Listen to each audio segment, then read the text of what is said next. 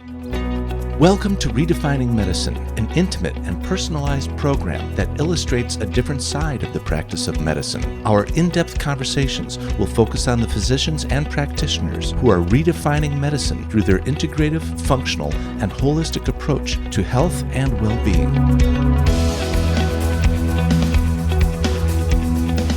Our host for Redefining Medicine is Dr. Erica Schwartz. For more than 20 years, Dr. Erica has been at the forefront of advanced patient care, taking the best from conventional and integrative medicine and applying them to prevent disease. Dr. Erica is a distinguished A4M faculty member in disciplines ranging from hormone therapy, peptide therapy, and IV nutritional support. So we're in San Antonio at the Women's Health Summit. It's the first Women's Health Summit, and it's amazing. This is day 2, and I have the honor and the pleasure of introducing to you Dr. James Greenblatt, who's a psychiatrist who spoke to us at the pediatric section of the LA BHRT Forum and Conference, and he was speaking about anorexia, and today he'll be talking about anorexia and about the forgotten and ignored problem that anorexia is, and it's a deadly disease. So Dr. Greenblatt, thank you so much for joining us. Help us. Well, thanks for inviting me. I'm glad I have an opportunity to share some information about disordered eating, which we desperately need. So I'll be talking about both anorexia nervosa and bulimia and binge eating disorder, which are life-threatening, debilitating illnesses that our medical and our functional medicine community have really failed to embrace a organized treatment model. Yeah, so that's pretty bad, because sometimes we say, well, conventional medicine has the answer if it's acute care. Then we say, well, if it's not acute care and we're trying to prevent disease, alternative medicine, functional medicine has the answer. And now you're telling us this is not the case about that. No, eating disorders have kind of fell through the cracks. Most people just avoid it in their clinical practice because it's challenging and it's difficult. We don't have any FDA-approved meds, so our traditional psychiatrists avoid it. And there's no simple nutritional or functional medicine solutions, so our integrative colleagues ignore it. And the patients and family are just left. So how do you see it? And what are the solutions the way you experience it? Well, I've been doing it for 25 years, and there's no easy solutions, but there are paths. And it really is an integrative approach. Medicines aren't evil. Sometimes we need medicines for some of these young kids that are refusing to eat anything. So what do you mean by medicines? There might be psychiatric medicines. Like what? Sometimes we use very low doses, almost homeopathic doses of the antipsychotic Zyprexa, 1 milligram. And sometimes that can decrease that rigidity to help someone start eating again. But then what do? No one has the answer. Right. And it's pretty simple that these either kids or adolescents, or we can see eating disorders start at age 70. It's a disorder of malnutrition. And there's no organized treatment program that addresses the supplementation of micronutrients for the therapy. All right. So in your experience, 25 years is a serious experience. What do you do? How do you accomplish the goal of helping these people? Well, one is kind of waking up the eating disorder community to help them understand it's restoring weight is not just calories. We need micronutrients. And some of the core micronutrients that we found over the years are zinc deficiency, B12, and essential fatty acid deficiency. And our current model in the eating disorder community is they don't use nutritional supplements.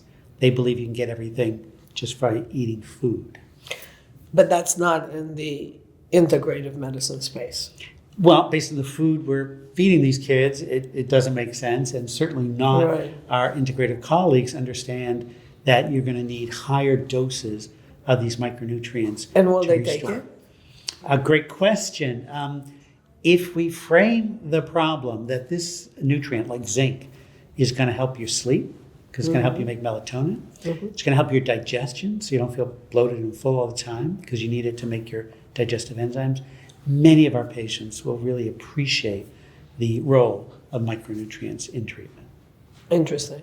So you have the micronutrients, and if you're able to give it to them, you're able to get them to take it, you move on to a different level. And then what do you do?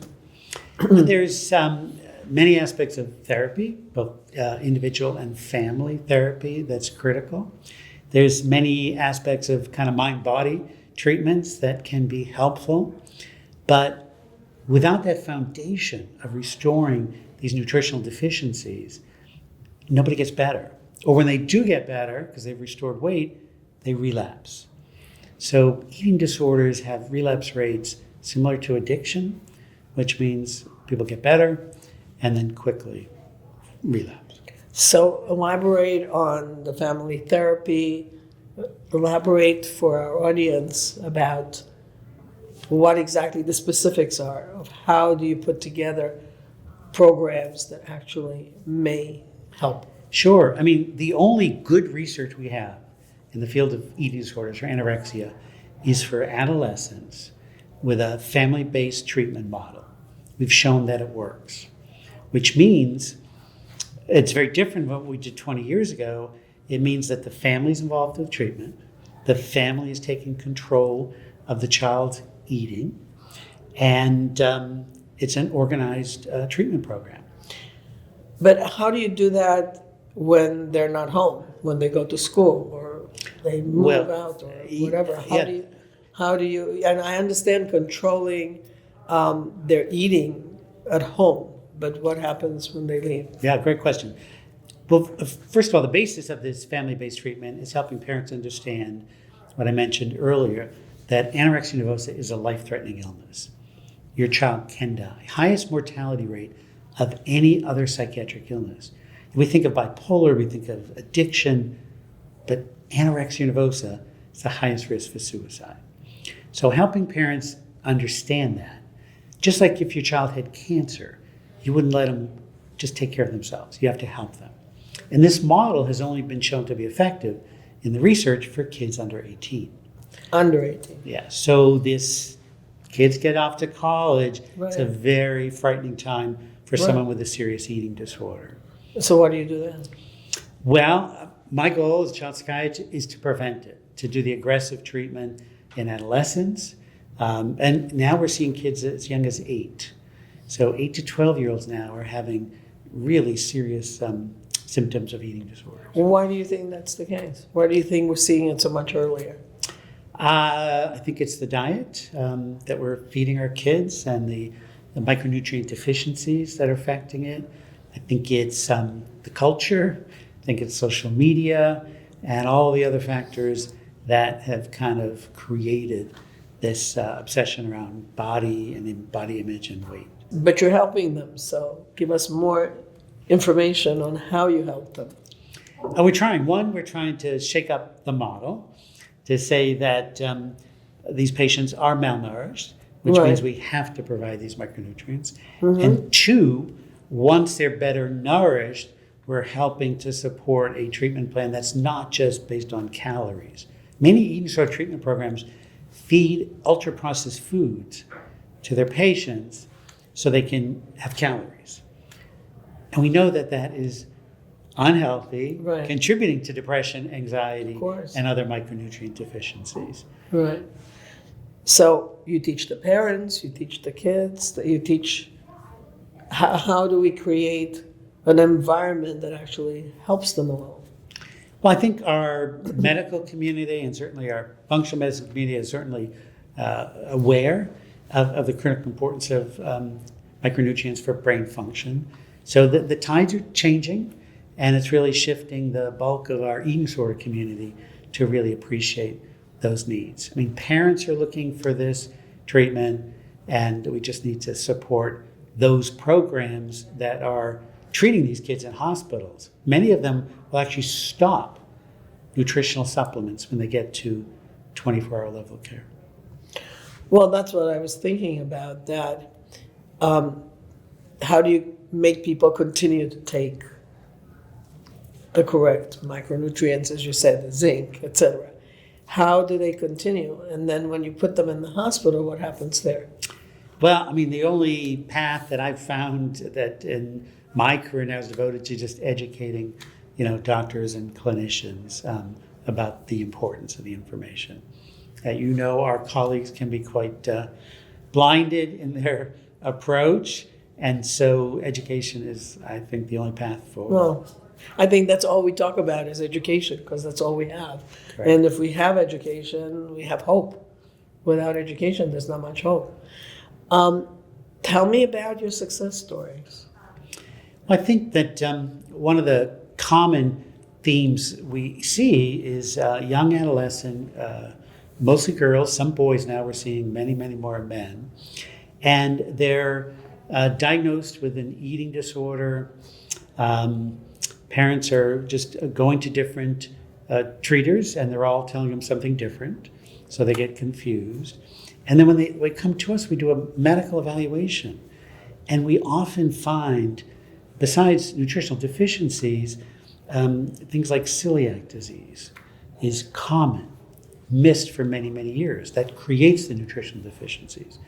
We also look for immune dysfunction, like PANDAS. Very, very high correlation between PANDAS and eating disorders. Now, the PANDAS community understands that, but the eating disorder community ignores it.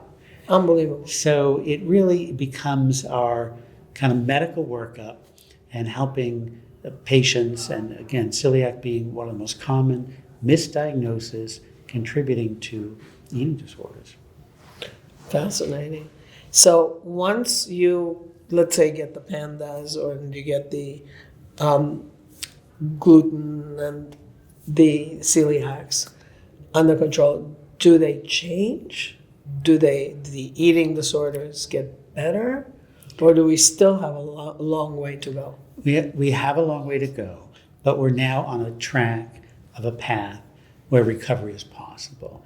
Because when you, let's say if it's celiac is the process, you're eliminating gluten, you heal the gut, you're going to give them the micronutrients, the brain's going to think a little better, their digestive system's going to work a little better, and then therapy and all of our other treatment modalities can be helpful. And some of these kids have been years, and parents have spent fortunes on treatments with no benefit because they're just so malnourished. Well, also because they're helpless. They need help. Let me switch for 1 second and talk about the other end of the spectrum. You said 70. People get eating disorders when they get older, around menopause, and this is the Women's Summit, right? Talk to us about eating disorder around menopause, and what do you see there? Sure. We've seen eating disorders from, age 6 to age 80. And, we're going to talk today about a binge eating disorder. And thankfully, the world has shifted. I've been treating for 30 years where people thought it was just lazy. And now we understand, and the GLP-1 certainly helped us appreciate there is a biology here. Sure.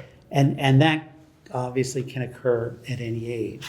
But what we see with some of the restrictive eating and anorexia is individual who might have contained a lot of their eating issues around compulsive exercise, and then they get a knee injury, so they can't run. So they just stop eating. And then that could trigger a serious eating disorder.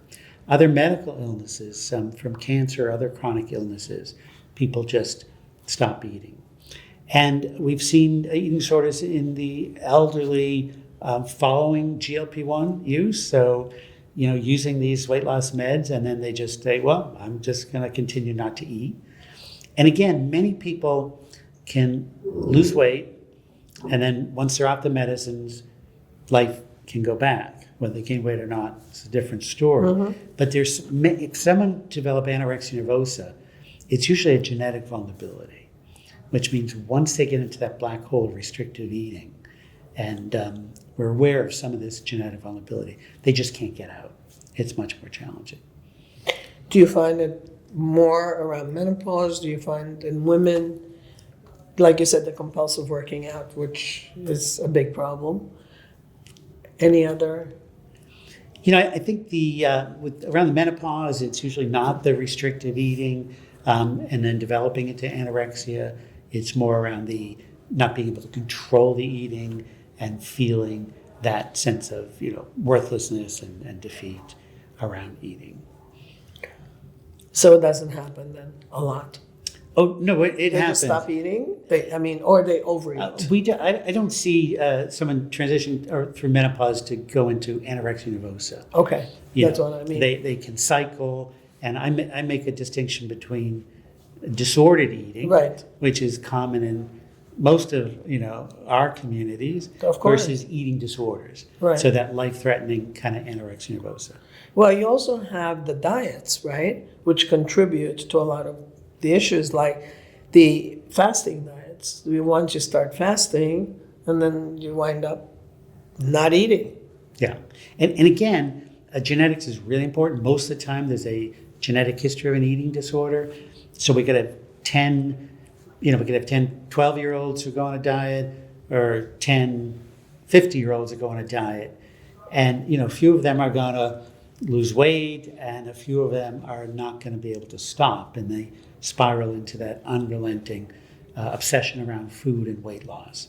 And it's likely a genetic vulnerability. Very interesting. I'm looking forward to your talk today, because I'm really curious to see what happens. And I am very optimistic. I'm sure we're going to get the education we need. We can make it better. We must make it better. And we also have to increase awareness, because once you have the awareness, then things get solved. Absolutely. And you're doing a great job of doing that. Thank you very much. Thank you. Thank you.